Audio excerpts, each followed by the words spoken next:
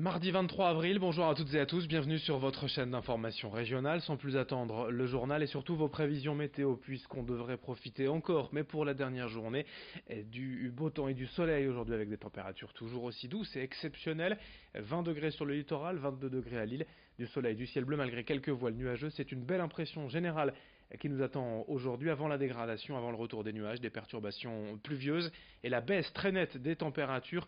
On annonce 13 ou 14 degrés seulement en demain et pour le reste de la semaine. On en reparle avec les prévisions météo complètes juste après ce journal. À la une également, puisque l'on parle du ciel et du temps, la pollution et un 7e jour de pollution consécutive dans la région. L'indice de qualité de l'air atmo Hauts-de-France est de 8 sur 10 aujourd'hui sur le littoral, 7 sur 10 à Lille, pas de circulation différenciée. Mais soyez bien sûr attentifs au message.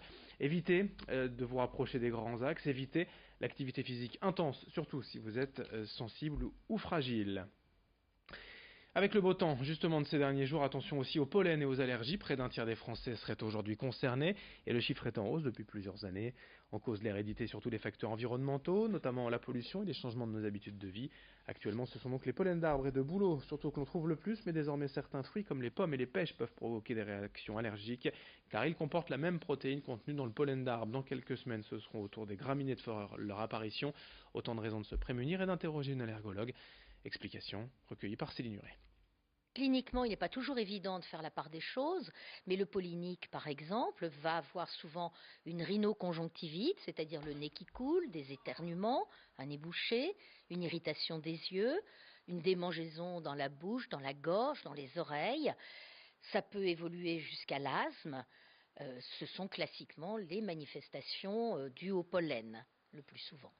La première étape, c'est de dépister cette allergie, donc de la reconnaître cliniquement, puis de la dépister par un bilan allergologique. L'allergologue va faire des tests cutanés, va faire des dosages sanguins d'anticorps allergiques pour définir précisément les allergènes en cause et dans le décours pouvoir proposer un traitement. Avis aux jeunes, aux étudiants, notamment dans la région. À Lille, le conseil régional et le CRIJ organisent un forum job demain, mercredi, de 10h à 17h30 au siège de l'hôtel de région à Lille. Pour trouver un job saisonnier cet été, pour trouver un job lors de ses études, tout ce qu'il faut avec des dizaines d'ateliers, de stands aussi pour s'informer, pour rédiger un CV parfait, une lettre de motivation idéale. Et voici les quelques explications de Violaine Collard de l'organisation de ce forum job à Lille demain de 10h à 17h30.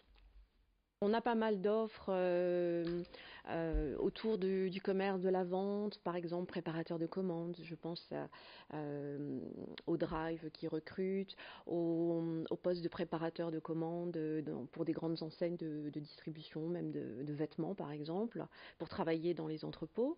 On a aussi énormément de possibilités dans les gardes d'enfants, effectivement, garde d'enfants, aide à domicile. Je pense aussi à l'animation, forcément incontournable avec des postes dans les centres de vacances, mais également dans les accueils de loisirs. Et également, tout au long de l'année, par exemple, des municipalités recrutent énormément de jeunes pour encadrer les enfants sur le temps périscolaire, donc sur le temps du midi ou après l'école, par exemple.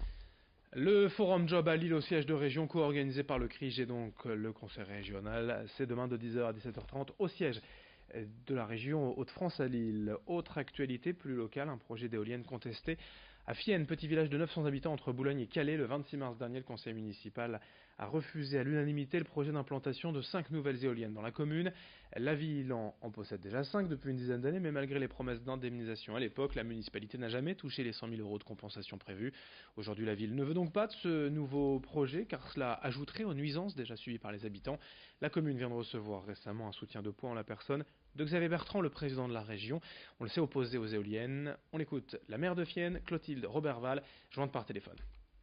On a tous les désagréments, mais on n'a pas de bénéfices et on a les nuisances sonores, les nuisances visuelles. Dès que le vent, avec le changement de direction du vent, quand les vents sont à l'est, le bruit des palmes est entendu quand même d'assez loin. La population est avec nous. Oui, oui, oui. Pour l'instant, On peut créer un collectif pour l'instant, mais de toute façon, c'est certain qu'on va toujours rester sur notre position. On ne veut pas d'éoliennes chez nous. Et puis le grand angle de la rédaction pour terminer, à la rencontre des pêcheurs de la région. La saison a repris il y a peu. Si vous vous êtes déjà demandé est-ce que vous pouvez bien attraper les pêcheurs dans les étangs ou les rivières près de chez vous, voici un élément de réponse avec ce reportage de Rémi Desremeaux.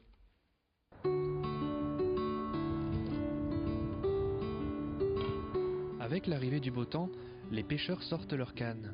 C'est le cas de Jean-Michel qui espère attraper les carpes vivant l'étang du château de Robersart. Donc on attend que ça sonne en fait.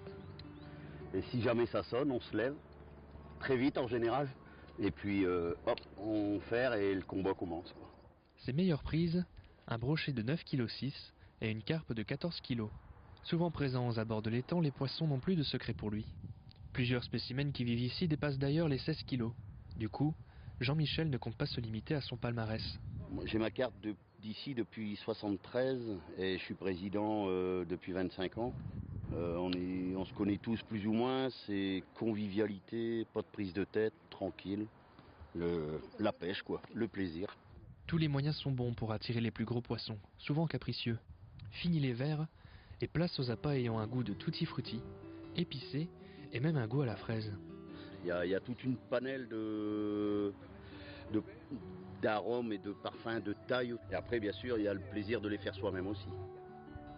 Après, il y a l'art, évidemment, mais déjà faire des bons montages, observer et surtout être patient. Donc là, ensuite, après, on ramène, on tend un peu le fil. Voilà, on le pose dessus. Passionné depuis toujours, Jean-Michel a transmis le goût de la pêche à la ligne à son fils et à sa fille, qui pêchent à ses côtés. En tant que président de l'amicale des pêcheurs de Vambrochy, il dirige d'ailleurs un collectif de 80 pêcheurs de plusieurs générations différentes. Il transmet ainsi sa passion aux plus jeunes. Le plaisir d'être un pêcheur pour moi, c'est d'être en osmose avec la nature, d'être très bien. On est bien au bord de l'eau, les oiseaux, tout ça. La belle vie, quoi.